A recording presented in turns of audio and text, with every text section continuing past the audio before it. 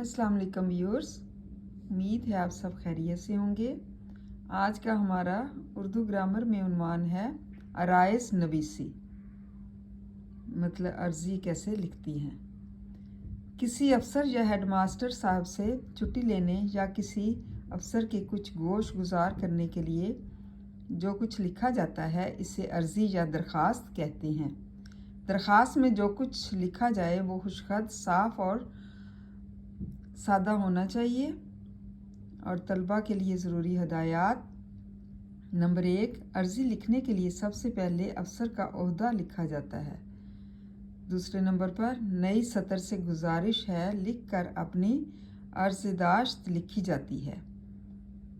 Number 3, दरख्वास्त के ख़ात्मे पर ऐन नवाजिश होगी, मेहरबानी होगी वगैरह लिख कर दरख्वास्त ख़त्म की जाती है। नंबर 4, दरख्वास्त के नीचे अल आरिस अर्ज़े या दरख्वास्त गुजार लिख कर नीचे दरख्वास्त गुजार का नाम और पता लिखना चाहिए। मतलब अराइज़ नवीसी से क्या मुराद है कि दरख्वास्त कैसे लिखी जाती है, अर्ज़ी कैसे लिखी जाती है। जब हम किसी अफसर या हेडमास्टर से छुट्टी लेने के लिए या किसी अफसर के साथ उसको कुछ बताने के लिए जो कुछ लिखा जाता है उसे अर्ज़ी या दरख्वास्त कहते हैं। मतलब अपने अल्फाज में जो हम लिखते हैं छुट्टी लेने के लिए उसको अर्ज़ी या दरख्वास्त कहते हैं। और दरख्वास्त में जो कुछ भी लिखा जाता है वो खुशखत, साफ़ और सादा होना चाहिए ताकि पढ़ने वाले को आराम से समझ आ सके। और तलबा के लिए कुछ ज़रूरी हदायत हैं।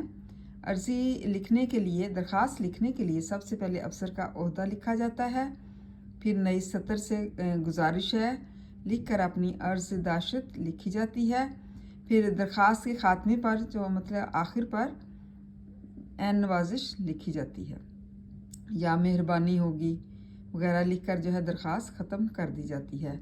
और दरख्वास्त के नीचे अल आरिस अर्ज़े या दरख्वास्त गुजार का लिख कर नीचे दरख्वास्त गुजार का नाम और पता लिखना चाहिए। मतलब दरख्वास्त गुजार लिख कर उसके नीचे अपना नाम लिख देना चाहिए ताकि समझ आ जाए। उम्मीद है आपको इसकी समझ आ गई होगी कि किस तरह से दरख्वास्त लिखी जाती है। इसको याद करें। थैंक यू, जज़ाकल्लाह खैर।